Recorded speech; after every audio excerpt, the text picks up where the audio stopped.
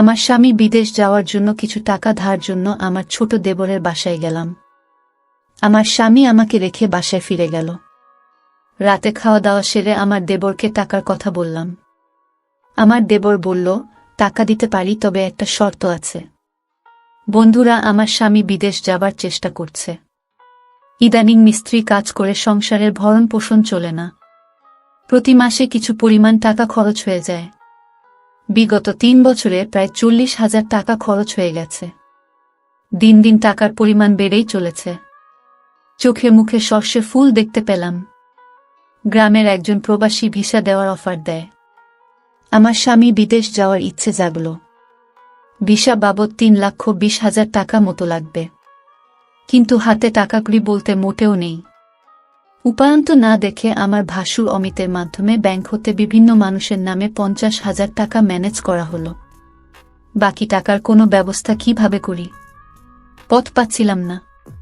একদিন আমরা বসে আলোচনা করলাম যে শহরে আমার স্বামীর 2 জন মামাত ভাই থাকে, তাদের বাসায় গেলে কোনো সাহায্য পাওয়া যায় কিনা দেখা যেতে পারে। যেই ভাবা সেই কাজ। আমরা দিনক্ষণ ঠিক করে প্রথমে আমার দেবরের বাসায় গিয়ে উঠলাম। দেবর অবিবাহিত, সরকারি ভালো চাকরি করে ভালো মাইনে পায়। তাছাড়া ভালো আউট ইনকাম তার, সেজন্য কোনো অভাব নেই বললে চলে। সামনে বিয়ে করার প্ল্যান আছে বিধায় বিরাট আকারের একটি বাসা নিয়ে থাকে। আমরা বিকেলে দেবের বাসায় গিয়ে পৌঁছালাম। আমাদেরকে দেখে সে আশ্চর্য হয়ে গেল। সে বলল, আপনারা কোথায় হতে এলেন, কিভাবে এলেন, কি উদ্দেশ্যে এলেন? একসাথে অনেক প্রশ্ন করে আমাদেরকে বাসায় অভ্যর্থনা জানান। আমরা বাসায় ঢুকলাম, হাত মুখ ধুয়ে ফ্রেশ হলাম। দেবর বাড়ির সবার কথা জানতে চাইল, তাদের ও আমাদের বাড়ির সবার কথা তাকে জানালাম। আমরা যাওয়ার কিছুক্ষণের মধ্যে কাজের বুয়ার সাথে আমাদের সকলের জন্য রাতের খাবার তৈরির তাকে আদেশ দিয়ে দিল। আমাদের উদ্দেশ্যের কথা এখনই বললাম না, রাতে খাওয়া দাওয়া সেরে বলবো, প্ল্যান আছে। সন্ধ্যের সামান্য পরে আমার স্বামী বলল, আমি একটু আমার আরেক ভাইয়ের বাসা থেকে ঘুরে আসি, তারপর রাতে একসাথে খাওয়া দাওয়া করে কথা বলবো। দেবর বলল, রাতে ঠিক চলে আসবেন তো ভাইয়া? আমার স্বামী বলল, হ্যাঁ। তাহলে জানা শোনেন, যদি রাতে আপনি না আসেন আমি কিন্তু ভাবিকে আস্ত রাখব না বলে দিলাম। এই বলাতে আমরা 3 জনেই অট্টহাসিতে ভেঙে পড়লাম। আমার স্বামী চলে গেল। আমি আমার শিশু বাচ্চাকে খাওয়ালাম এবং তাকে ঘুম পাড়িয়ে দিলাম। আমরা দেবর ভাবি সোফায় বসে টিভি দেখছিলাম আর রাজ্যের নানা কথাতেই মশগুল হয়ে গেলাম। কথার ফাঁকে আমাদের উদ্দেশ্যের কথা বললাম। তোমার ভাই বিদেশ যেতে চায়, কিন্তু টাকার খুব অভাব, মোটামুটি টাকা জোগাড় করেছি, আরও 1 লাখ টাকা দরকার, তুমি দিতে পারবে ভাই? আমি কথাটা উপস্থাপন করলাম। দেবর বলল, এত টাকা আমি একসাথে এখনো দেখিনি বলে দুষ্টুমির ছলে সোফায় কাত হয়ে পড়ে গেল। অভিনয় করার দরকার নাই বলে আমি তাকে টেনে তুললাম। এরপর আমরা রাতের খাবার খেয়ে নিলাম। আমার স্বামী সেদিন রাতে বাসায় আসলো না। তার জন্য অপেক্ষা করে রাতে আমরা শুয়ে রইলাম। নতুন জায়গা, তেমন ভালো ঘুম হলো না। সকালে স্বাভাবিকভাবে নাস্তা সেরে নিলাম। আমার স্বামী আসলো, তাকে নাস্তা দিলাম। আমরা চলে যাবার প্ল্যান করলাম। তার আগে আবার একবার দেবকে টাকার কথা বললাম। দেবর বলল, টাকা জোগাড় করতে আমার সপ্তাহানেক সময় লাগবে। কখন লাগবে তোমাদের টাকা? আমি বললাম, আগামী 10 দিনের মধ্যে হলে আমাদের চলবে। আমার স্বামীর দিকে লক্ষ্য করে বলল, তাহলে আগামী সোমবার তুমি আবার এসো, আমি কিছু টাকা দিতে পারবো। বাকি টাকা তুমি অন্য কোথাও সংগ্রহ করতে পারো কিনা দেখ। আমার স্বামী কি যেন চিন্তা করলই। তারপর বলল, তাহলে আমি তোর ভাবিকে রেখে যাই। তুই যত তাড়াতাড়ি পারিস টাকা জোগাড় হলে তোর ভাবিকে পাঠিয়ে দিস, কেমন? আমি আপত্তি করলাম। আমার স্বামী আড়ালে নিয়ে আমাকে বলল, যদি আমরা কেউ সামনে না থাকি তাহলে সে যদি টাকার কথা ভুলে যাবে। আর তুমি এখানে থাকলে এমন কিছু ঘটবে না। তুমি এখানে থাকো, টাকা যে কোনো উপায়ে আমাদের পেতে হবে। আমি বাড়ি গিয়ে বাকি টাকা জোগাড় করতে হবে। আর তুমি বুঝিয়ে সুঝিয়ে বেশি টাকা নিতে পারবে কি না দেখবে। আমি রয়ে গেলাম। আমার স্বামী চলে গেল। আমার স্বামীকে গাড়িতে তুলে দিয়ে 1 ঘন্টার মধ্যে দেবর ফিরে আসলেও দিনে কোনো প্রকার দুষ্টুমি করেনি। রাত হলো, সে রাতের কথা। কিছুক্ষণ পর বলছি, রাত প্রায় 9টা বাজলো। আমরা রাতের খাওয়া দাওয়া সেরে নিলাম। এবার ঘুমানোর পালা। আমি আমার শিশু সন্তানকে পাত্রে দুধ খাওয়ায় ঘুম পাড়িয়ে নিলাম। আমি বিছানায় গিয়ে শুনলাম দেবর টিভি অন করে সোফায় আরাম করে বসল। বসে আমায় ডাকল, ভাবি সোফায় আসো। আমি কোনো জবাব না দিয়ে বিছানায় শুয়ে রইলাম। একবার আমাকে ডেকে সাড়া না পাওয়ায় সোফা হতে উঠে আসলো এবং আমাকে ভাবি বলে ডাকতে লাগল। আমি সাড়া না দিয়ে পারলাম না। বললাম, অনেক রাত হয়েছে, ঘুমিয়ে পড়ো। এরপর সে বিছানায় গিয়ে শুয়ে পড়ল। কতক্ষণ ঘুমালাম জানি না, আমার ঘুম ভেঙে গেল। আমার ঘুম ভাঙলে আমি তাকে বুঝতে দিলাম না। বুঝতে পারলাম ঘুমের মধ্যে কি ঘটনা ঘটে গেছে। ভাবলাম আর থাকবো না, চলে যাব। তাই সকালে নাস্তা খেয়ে রেডি হলাম।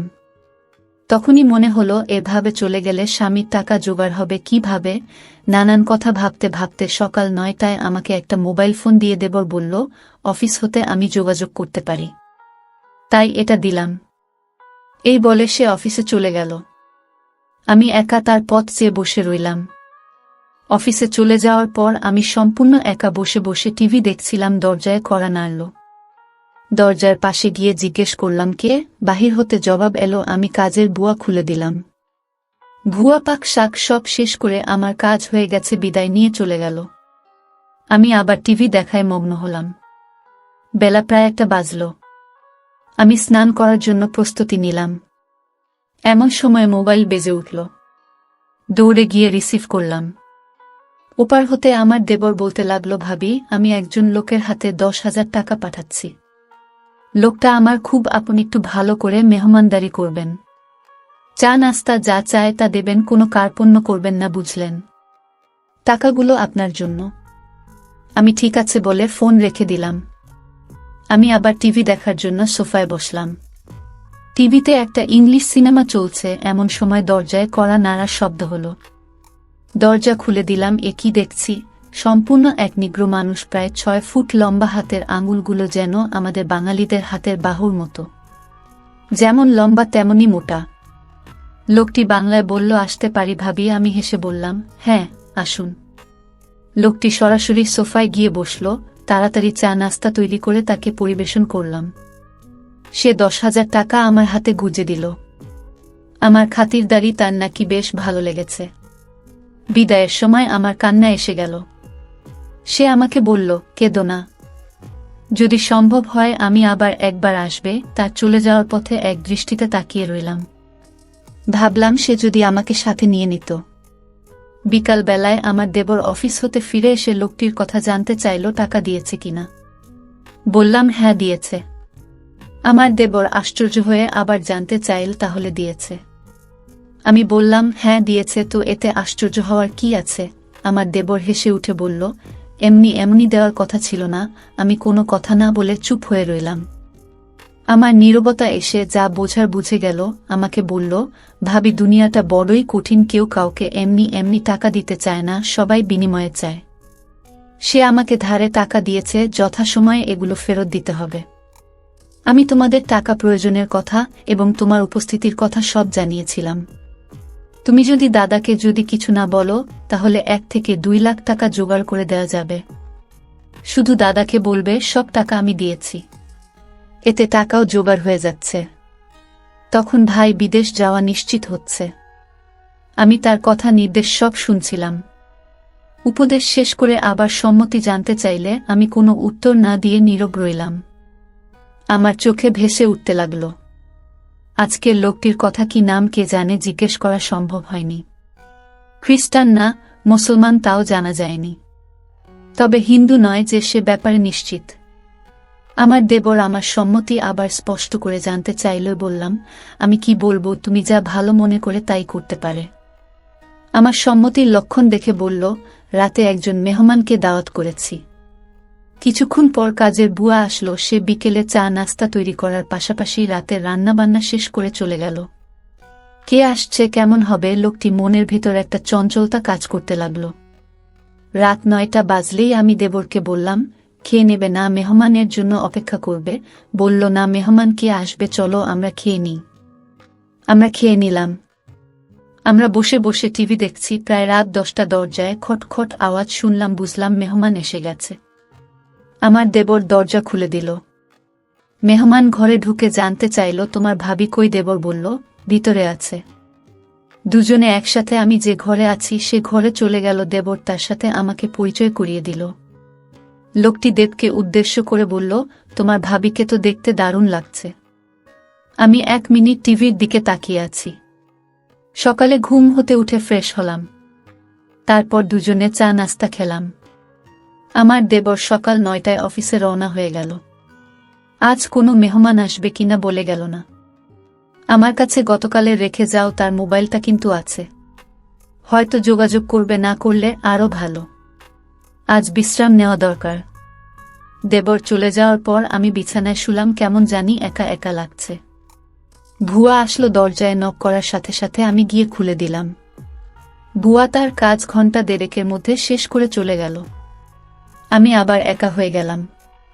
ঘরের দরজার খিল মেরে দিয়ে বিছানায় শুয়ে পড়লাম। আজকের দিনের সব ঘটনা ভাবতে ভাবতে হঠাৎ মনে হলো দরজা খুলে কেউ যেন প্রবেশ করছে। ভাবলাম আমার দেবর হয়তো আজ তাড়াতাড়ি ফিরে এসেছে। বিছানা থেকে উঠলাম না। দেবের সাথে দুষ্টুমি করার জন্য ঘুমের ভান ধরে শুয়ে রইলাম। দেবর ঘরে ঢুকে দরজা বন্ধ করে দিল। আস্তে 1 পা 2 পা করে আমার ঘরে প্রবেশ করল। আমি আজ প্রতিজ্ঞা করলাম, আমি চোখ খুলব না। দেবরটা আমার ঘরে ঢুকে কোনো কথা বলল না। অনেকক্ষণ দাঁড়িয়ে থেকে যাতে করে আমি জেগে না উঠি। আমার কাছাকাছি বসো। চোখ খুলে আমি হতভম্ব হয়ে গেলাম। এ সম্পূর্ণ এক অপরিচিত এক লোক। আগে কখনো তাকে দেখিনি। আমি জিজ্ঞেস করলাম, আপনি কে? বলল, আমাকে কেউ পাঠায় নাই। আমি পাশের বাসায় থাকি এবং এই ঘরগুলোর মালিক। বাসা হতে বের হওয়ার সময় দেখলাম তোমার দরজাটা লাগাওনি। আমি ঢুকলাম। ভাবলাম একটু গল্প করে যাই। সে বলল, আমি তোমাদের সমস্যার কথা শুনেছিলাম। কি সমস্যা বলো তো? জবাবে বললাম, আমার স্বামী বিদেশ যাওয়ার জন্য টাকা ধার চাইতে এসেছিলাম। টাকা জোগাড় হয়েছে। তোমার কি সে আপন দেবর? না, আমার স্বামীর গ্রাম্য বাল্যবন্ধু এবং দূর সম্পর্কের চাচাতো ভাই। লোকটি হেসে উঠল। তাই? চিন্তা করো না, আমি তোমাকে সাহায্য করব। আমি এখানে একা থাকি, কেউ নেই। যতদিন থাকো আমি তোমাকে সেলফ করব। আমি এখনই টাকা দিচ্ছি। এই বলে বাসায় গিয়ে টাকা নিয়ে ফিরে আসলো। টাকা দিয়ে বলল, কাউকে বলবে না। মেঘ না চাইতে জল পেলাম। লোকটা বলল, দুপুর বেলায় আমাদের বাসায় এসো, তোমার সাথে গুরুত্বপূর্ণ কথা আছে। দুপুর হতে আরও 3 ঘন্টা বাকি আছে। অপেক্ষা করতে করতে যখন 2টা বাজল, আমি আস্তে আস্তে 1 পা 2 পা করে বাড়ির মালিকের ঘরের দরজায় গেলাম। দরজায় চোখ রাখলাম, কিছু দেখলাম না। দরজায় আস্তে করে টোকা দিলাম, কারো জবাব পেলাম না। দরজায় হাত দিতেই দরজা খুলে গেল। ভিতরে ঢুকে দেখলাম সে তার রুমে শুয়ে আছে। আমি তার পাশে গিয়ে দাঁড়ালাম।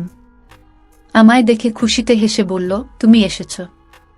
লোকটা বলল, তুমি দেখতে আমার বড় মেয়ের মতো। সে দেশের বাইরে থাকে।